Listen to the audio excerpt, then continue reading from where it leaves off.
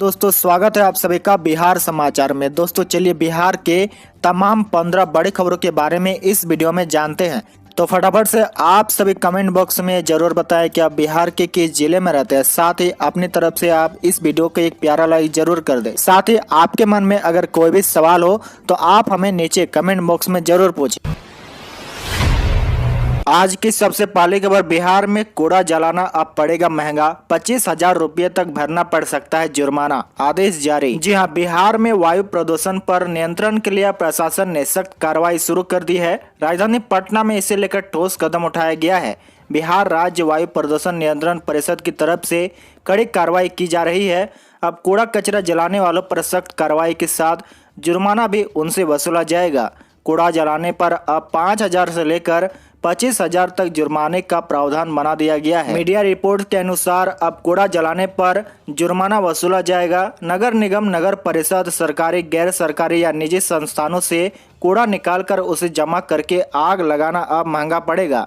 इसके लिए दोषी पाए जाने पर संस्थान को 25,000 रुपये का जुर्माना भरना होगा। वहीं इसके अलावा अगर कोई व्यक्ति कूड़ा कचरा जलाते हुए पकड़ा जाता है तो उसे 5,000 रुपये का जुर्माना भरना पड़ेगा।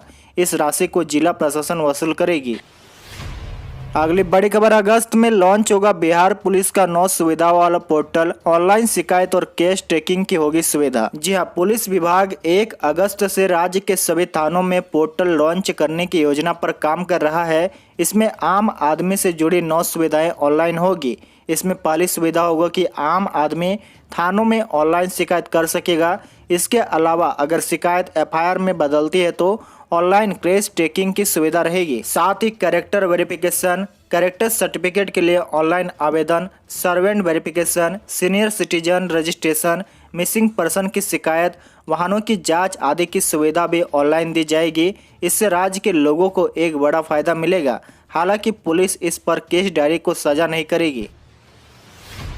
अगली बड़ी खबर, बिहार में गेहूं खरीद का 8 साल का रिकॉर्ड टूटा, अभी 1 सप्ताह होगी खरीद। जी हां, कोरोना काल में उत्पन्न प्रतिकूल परिस्थितियों से जूझते हुए सहकारिता विभाग ने गेहूं खरीद का रिकॉर्ड बना दिया है। इस बार अब तक 2.5 लाख टन से अधिक खरीद हो गई है, जो पिछले 8 साल में सबसे अधिक है। खरीद अभियान बंद होने में अभी 1 सप्ताह बाकी है। उम्मीद की जा रही है कि अंत तक 3 लाख टन खरीद हो जाएगी। अगली बड़ी खबर, जिंदल सहित 6 बड़े निवेशकों को नीतीश सरकार ने बिहार में दी जमीन, एथेनॉल उत्पादन इकाइयां लगेगी। जी हां, बिहार में निवेश की बात आगे बढ़ रही है। निवेशकों ने सिर्फ उद्योग लगाने को प्रस्ताव ही नहीं दिए बल्कि बात उससे आगे बढ़ी है। कईयों ने अपनी डिटेल प्रोजेक्ट रिपोर्ट भी तैयार कर ली है। इतना ही नहीं, कई बड़े निवेशकों को तो प्रोजेक्ट लगाने को बियाडा ने जमीन भी आवंटित कर दी है। इसमें जिंदल, माइक्रोमैक्स सहित कई बड़े निवेशक शामिल है। यह सारे निवेश एथेनॉल उत्पादन इकाइयां स्थापना से संबंधित है। आपको बता दें कि जिन 6 निवेशकों को जमीन आवंटित की गई है उसमें जिंदल ग्रुप को 500 KLPD की इकाइयां स्थापित करने के लिए जमीन सुपौल इंडस्ट्रियल एरिया में आवंटित की गई है। बेगूसराय में ईडन स्मार्ट एग्रोटेक को 500 KLPD की इकाई के लिए 50 एकड़ जमीन दी गई है। बेगूसराय में ही न्यू वे होम्स को 200 KLPD की इकाई के लिए 30 एकड़ भूमि आवंटित की गई है। वहीं मुजफ्फरपुर में मोतीपुर इंडस्ट्रियल एरिया में माइक्रोमैक्स को 200 KLPD के प्लांट के लिए 30 एकड़ और बायोफ्यूल प्राइवेट लिमिटेड के 100 KLPD के इकाई के लिए 20 एकड़ जमीन का आवंटन किया गया है। जबकि बक्सर के नवानगर में SGS बायोफ्यूल को 200 KLPD क्षमता की इकाई के लिए 30 एकड़ जमीन आवंटन पर सहमति बनी हुई है।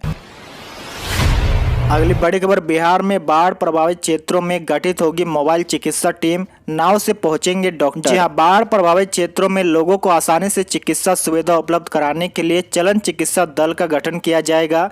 इस दल में डॉक्टर, नर्स और ANM के साथ पैरामेडिकल कर्मी होंगे।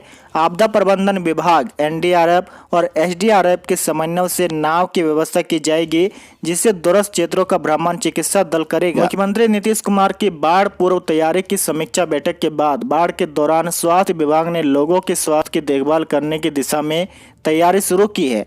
राज्य के 28 जिलों के सिविल सर्जन को इसके लिए अलर्ट किया गया है। अगली बड़ी खबर, भागलपुर में 15 जून तक लागू रहेगी धारा 144, यानी दुकानों और दफ्तरों के खुलने का समय। जी हां, भागलपुर में 9 से 15 जून तक धारा 144 लागू रहने का निर्देश दिया गया है। जिला अधिकारी सुब्रत कुमार सेन ने आदेश में कहा है कि 8 जून को आपदा प्रबंधन समूह की बैठक में लागू प्रतिबंधों को 15 जून तक बढ़ा दिया गया है, लेकिन शर्तों में कुछ संशोधन किए गए हैं।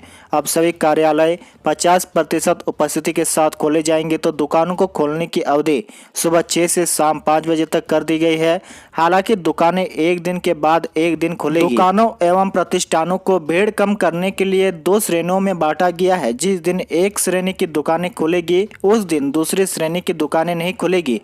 अपवाद में बैंकिंग, बीमा एवं एटीएम संचालन से संबंधित प्रतिष्ठान, सभी प्रकार के निर्माण कार्य, ई कॉमर्स से जुड़ी सारी गतिविधियां, कृषि एवं इससे जुड़े कार्य, इंटरनेट सेवाएं, ब्रॉडकास्टिंग एवं केबल सेवाओं से संबंधित गतिविधियां, पेट्रोल पंप, एलपीजी, पेट्रोलियम आदि से संबंधित खुदरा एवं भंडारण प्रतिष्ठान शामिल है। साथ ही आवश्यक खाद्य सामग्री और फल व सब्जी, मांस, मछली, दूध, पीडीएस, उर्वरक, बीज, कीटनाशक और कृषि यंत्रों की दुकानें सुबह 6 बजे से शाम 5 बजे तक खुलेगी। रेस्टोरेंट एवं खाने की दुकानों का संचालन केवल होम डिलीवरी के लिए सुबह 9 बजे से रात के 9 बजे तक ही होगा। अगली बड़ी खबर, बिहार में अगले 5 दिनों तक हो सकती है भारी बारिश के साथ वज्रपात, मौसम विभाग ने जारी किया अलर्ट। जी हां, बिहार में अगले 5 दिन मुसीबतों से भरा हो सकता है, जिसके लिए सचेत कर दिया गया है। मौसम विभाग ने बिहार के लोगों के लिए अलर्ट जारी किया है। लोगों से सतर्कता बरतने की सलाह दी गई है। विभाग ने कहा है कि अगले 5 दिन आंधी पानी के साथ बिजली गिरने की संभावना है। राज्य के सभी जिलों में भारी बारिश होने की संभावना है। भारी बारिश के कारण कई नदियों के जलस्तर में भी वृद्धि हो सकती है। मौसम विभाग ने बिहार समेत कई अन्य राज्यों में अगले 5 दिनों तक भारी बारिश की संभावना जताई है। मौसम विभाग ने कहा कि उत्तराखंड और पश्चिमी उत्तर प्रदेश में 11 और 12 जून को भारी बारिश हो सकती है। बिहार में 10 और 11 जून को भारी बारिश का अनुमान है। इसके अलावा 11 जून को सिक्किम, असम और मेघालय में भी तेज बारिश हो सकता है। अगली बड़ी खबर, बिहार में हारने लगा कोरोना, पिछले 24 घंटे में मिले मात्र 590 नए मरीज, घटकर कुल आंकड़ा पहुंचा 7353 संक्रमित। जी हां, बिहार में कोरोना की दूसरी लहर की विदाई अब तय है। स्वास्थ्य विभाग की ओर से जारी ताजा आंकड़ों के अनुसार पिछले 24 घंटे में कोरोना के मात्र 590 नए केस मिले हैं। इसके साथ ही कुल एक्टिव केसों की संख्या घटकर 7353 तक पहुँच गया है। राजधानी पटना दूसरे नंबर पर रहा है। पहले पायदान पर सुपौल आज भी बरकरार है। यहाँ सबसे ज्यादा नए संक्रमित 57 मरीज मिले हैं, जबकि पटना में 55 मरीज ही मिले हैं। अगली बड़ी खबर, पेट्रोलियम पदार्थ की बढ़ती कीमतों के खिलाफ बिहार कांग्रेस का हल्ला बोल, 11 जून को राज्यव्यापी प्रदर्शन की घोषणा। जी हां, पेट्रोलियम पदार्थों में बेतहाशा मूल्य वृद्धि एवं बढ़ती महंगाई के खिलाफ 11 जून को कांग्रेस नेता अपने अपने जिलों में पेट्रोल पंप के सामने प्रदर्शन करेंगे। इसको लेकर बिहार कांग्रेस के प्रदेश अध्यक्ष डॉक्टर मदन मोहन झा ने भी सभी जिला अध्यक्ष, सांसदों और विधायकों, मोर्चा संगठनों, प्रकोष्ठ एवं वरिष्ठ नेताओं को पत्र लिखकर 11 जून को अपने अपने जिले एवं प्रखंड अवस्थित पेट्रोल पंपों के सामने प्रदर्शन करने का निर्देश दिया है। पार्टी के प्रदेश मीडिया विभाग के राजेश राठौड़ ने कहा कि पिछले 13 महीनों में पेट्रोल 25.72 रुपये, डीजल 23.93 रुपये प्रति लीटर महंगा हुआ है। कई राज्यों में 100 रुपये प्रति लीटर पार इनकी कीमत हो गई है। उन्होंने आरोप लगाया, पेट्रोल डीजल में रिकॉर्ड तोड़ बढ़ोतरी के लिए कच्चे तेलों की कीमतें नहीं बल्कि मोदी सरकार द्वारा बढ़ाए गए कर जिम्मेदार है। अगली बड़ी खबर, 11 जुलाई को हो सकता है बीएड प्रवेश परीक्षा, 1,40,000 मिले आवेदन, 10 जून यानी आज तक करे फीस जमा। जी हां, राज्य के 350 शिक्षक प्रशिक्षण महाविद्यालयों के बीएड कोर्स में नामांकन के लिए ऑनलाइन आवेदन की डेडलाइन खत्म हो गई है। अभी तक 1,40,500 से अधिक आवेदन आ चुके हैं, जिसमें सबसे अधिक पटना से 40,520 ऑनलाइन आवेदन आए हैं। नोडल अधिकारी ने बताया कि कोरोना को देखते हुए 11 जिलों में 11 जुलाई को बीएड एंट्रेंस टेस्ट की संभावित तिथि तय की गई है।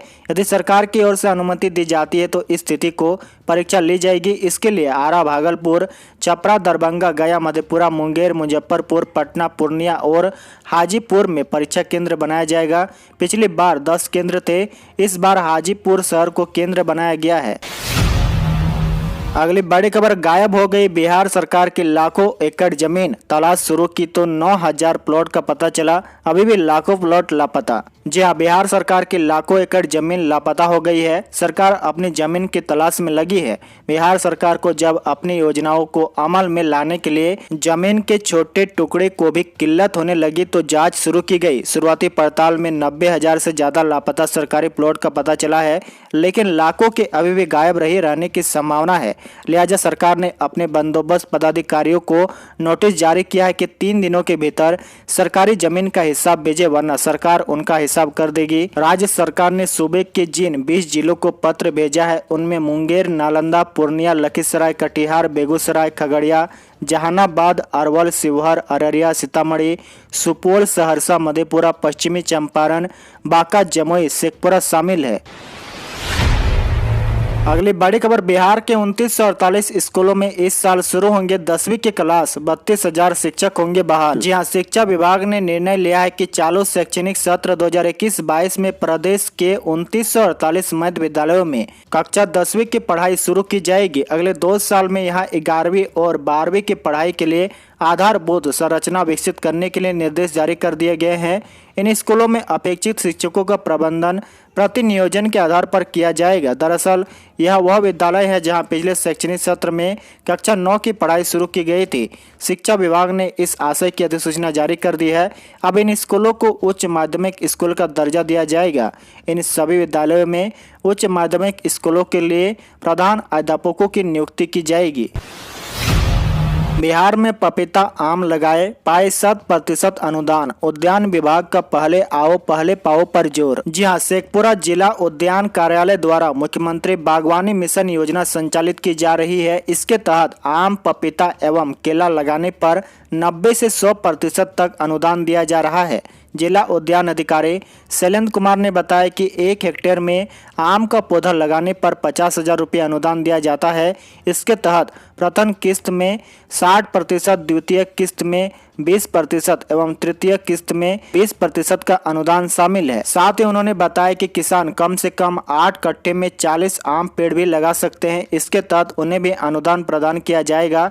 इसके अलावा पपीते का पौधा लगाने पर प्रथम किस्त में 75% एवं द्वितीय किस्त में 25% का अनुदान दिया जाता है। यदि किसान केले की खेती करना चाहते हैं तो उन्हें भी यह सुविधा प्रदान की जाएगी।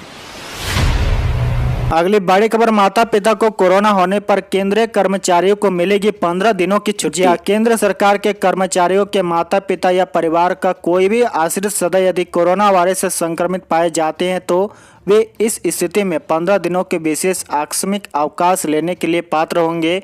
कार्मिक मंत्रालय ने इस संबंध में आदेश जारी किया है। आदेश में कहा गया है कि यदि परिवार के किसी सदस्य माता पिता को अस्पताल में भर्ती कराने की जरूरत पड़ती है और यह 15 दिनों का SCL खत्म हो जाता है तो ऐसी स्थिति में सरकारी कर्मचारी को अपने उस स्तर के अस्पताल से छुट्टी मिलने तक कोई अन्य छुट्टी दी जा सकती है। साथ ही आदेश में कहा गया कि यदि कोई सरकारी कर्मचारी कोविड-19 से संक्रमित हो जाता है और वह घर में पृथकवास या अन्यत्र पृथकवास में है तो उसे 20 दिनों तक की परिवर्तित छुट्टी दी जा सकती है। और अंत की बड़ी खबर, मोदी सरकार का किसानों को तोहफा, खरीफ फसलों के लिए MSP में 62% तक का इजाफा। प्रधानमंत्री नरेंद्र मोदी की अध्यक्षता में बुधवार को हुई कैबिनेट की बैठक में खरीफ फसलों के न्यूनतम समर्थन मूल्य बढ़ाने का फैसला हुआ है। सरकार ने विभिन्न खरीफ फसलों के MSP में 50 से 62% तक की बढ़ोतरी की है। केंद्रीय कैबिनेट की हुई बैठक में यह फैसला लिया गया है। कैबिनेट के फैसले के मुताबिक सीजन 2021-22 के लिए खरीफ फसलों के लिए MSP को मंजूरी दी गई है। पिछले वर्ष की तुलना में MSP में उच्चतम पूर्ण वृद्धि की सिफारिश तिल के लिए 452 रुपये प्रति क्विंटल की गई है। इसके अलावा बाद, अरहर और उड़द के लिए 300 रुपये प्रति क्विंटल की सिफारिश की गई है। आज के लिए आपका सवाल, अगर आपके जिले में आज बारिश हो रही है तो आप हमें नीचे कमेंट करके अपना जिले का नाम जरूर बताएं।